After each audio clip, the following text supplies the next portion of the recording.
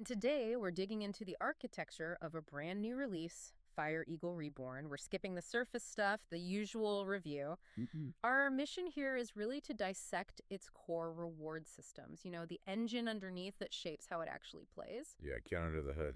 This game, it has this kind of interesting structural split, doesn't it? It seems to balance this uh, guaranteed action in the base game with a really high variance, complex bonus structure. Exactly. And that's what we want to pull apart and Yeah. understand how those two sides work together. Okay, let's unpack this then. Structurally, it really seems to hinge on just two things. A constant wild multiplier that's always there every spin, Right. and this pretty hefty bonus wheel that seems to be the only way to get to the really big potential wins. Framing it around that duality is key, I think. Yeah. We're not just listing features. We're looking at the design choices, the philosophy behind it. Right. They're clearly trying to hit two types of players, aren't they? People who want constant little bits of action and those chasing the big volatile spikes. Yeah. Understanding how they actually spread the potential returns between Yeah. those two modes. That's kind of the defining thing about this one. Okay, so let's start with the base game then, because that feature, that constant multiplier, it feels like the anchor. Mm-hmm. It immediately makes Fire Eagle Reborn feel a bit different from games where, multipliers only pop up randomly or via scatters. Totally. It's a guaranteed thing. So the basic idea here is that a single column, just one column of wild multiplier symbols is always active on the reels, every single base game spin. It's just part of the setup, not something you trigger. Yeah, baked right in. And what's really fascinating about that is how it consistently brings a multiplier into play, even in the base game. It's a guaranteed little boost, which, fundamentally changes the feel of the game compared to others, where you might be waiting ages for any kind of multiplier to show up. Here, it's there from spin one. But, okay, if that multiplier column can only be by 1, by 2, or by 3, isn't that actually quite, well, limited? Mm. I mean, we see games throwing out random by 5s, by 10s sometimes. So where's the big deal in having a guaranteed but kind of low multiplier? That's a really good question, and it gets to variance control, I think. Okay. That guaranteed by 1, by 2, or by 3. Yeah, it's probably not going to give you massive single hits in the base game very often, but what it does do is cut down heavily on those runs of completely dead spins. Ah, right. Makes sense. To smooth things out a bit in the base game, keeps you engaged, reduces those, psychological downswings. So the game is basically dedicating some of its payout potential, its RTP, just to make the base game feel more consistently active. Pretty much. Yeah. It makes the base game feel, well, less like just waiting for the bonus. So it's a design choice then. Manage the feel, the rhythm, by guaranteeing some potential boost on every spin, even if it means capping that immediate base game excitement. Exactly. And that then lets them put all the real volatility, the big swing potential, entirely into the bonus feature. Okay, so the base game is for keeping things ticking over engagement. Yeah, maintenance and engagement, exactly. Yeah. While the bonus wheel is where all the high reward action is funneled. Right, which brings us neatly to that bonus wheel. This is where the structure seems to just flip towards potentially massive variance. This is the gateway. And it's the only way into those major high-value payouts, right? Seems so, yeah. That's what the structure suggests. Okay, triggering it sounds pretty standard.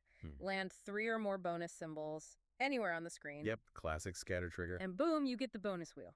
And this is where the system throws in a big dose of randomness, but it also forces a kind of strategic branch. Well, once you hit that wheel, it's going to choose one of 3 quite different reward types for you. It's this moment of truth that decides what kind of reward path you're going down next. Okay, and those 3 paths on the wheel are what?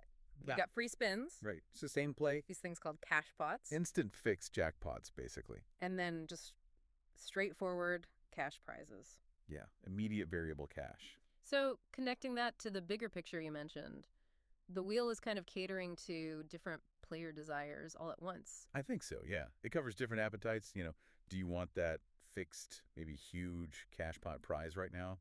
Instant gratification? Right.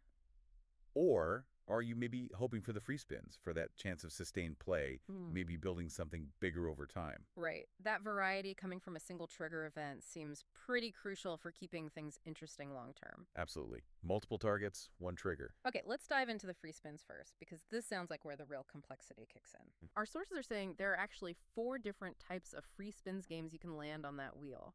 4. Yeah, 4 distinct versions. And the key difference between them, the crucial thing, isn't about the starting multiplier value, apparently. It's about the number of those multiplier wild columns. The ones in the base game. Yeah, the number of those columns that become fixed, locked in place for the whole future. Okay, now that structural difference is really important to analyze.